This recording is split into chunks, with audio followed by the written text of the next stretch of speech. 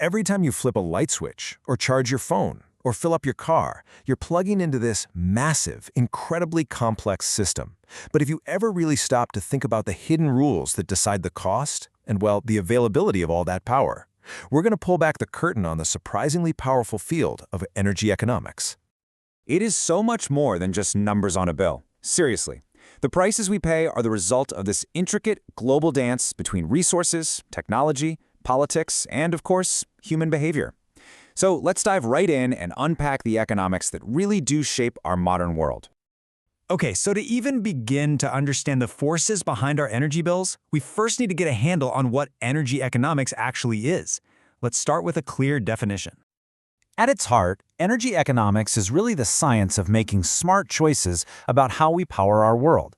It looks at every single decision, from building a new power plant all the way down to the taxes on a gallon of gas, and it asks one fundamental question: are we doing this in the most efficient and sustainable way possible? In this field, it tackles some of the biggest questions humanity is facing. How do we balance using resources right now versus saving them for the future? What's the best way to actually handle pollution?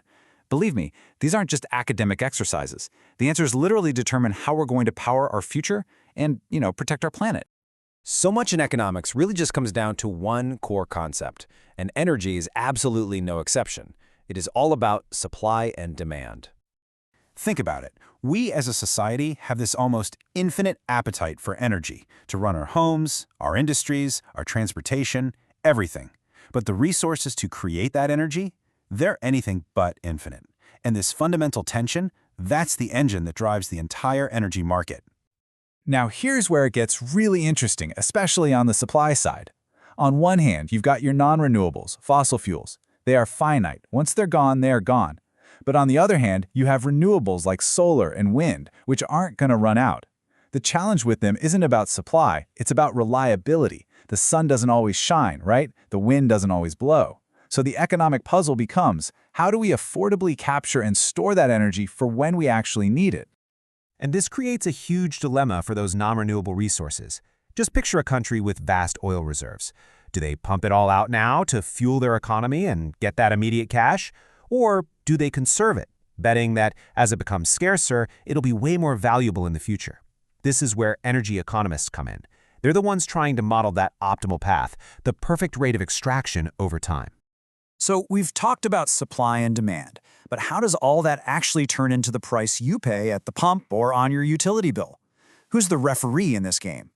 In a perfect world, the free market would be the referee, and it would balance everything out perfectly.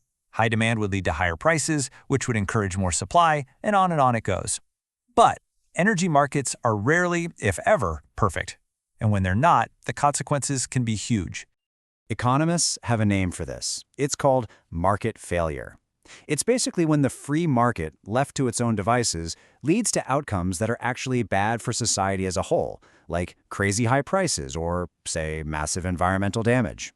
And let me tell you, in the energy sector, this happens all the time. Okay, here's the classic example. Your local power company. It wouldn't make any sense to have 5 different sets of power lines running to your house, right? So you usually just have one provider. That's what's called a natural monopoly. But without any competition, what's to stop them from charging whatever they want? And this is another brilliant example of market failure: externalities. When you buy a gallon of gas, the price you pay covers the cost of crude oil, refining, and getting it to the station. But what it doesn't include is the cost of the air pollution that affects public health or the environmental damage from carbon emissions.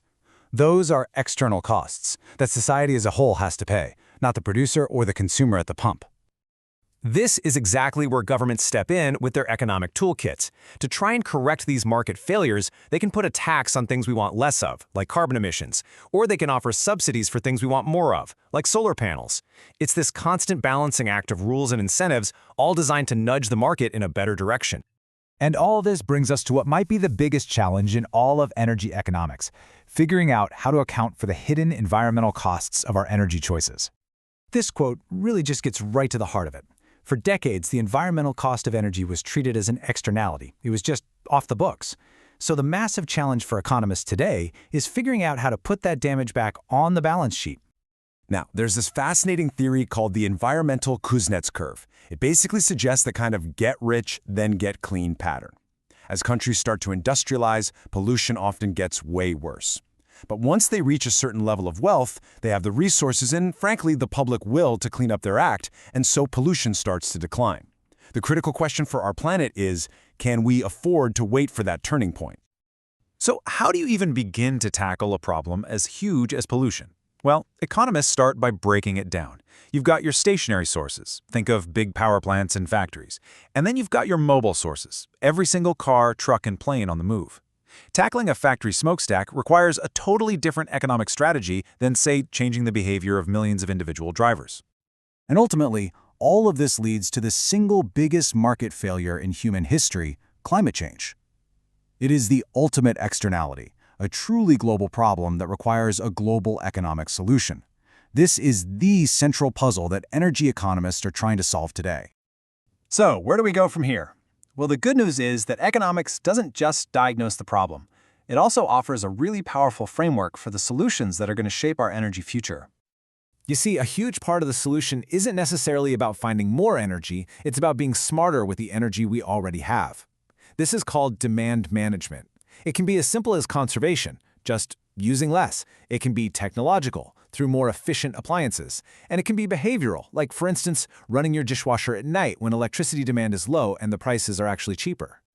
The story of our energy future is still being written, and the choices we make, as consumers, as voters, as innovators, are going to set the course. Now that we understand the hidden economic rules of the game, we can see that every single decision, from the type of car we buy to the policies we support, is a move in this great global energy game. The real question is, what's our next move going to be?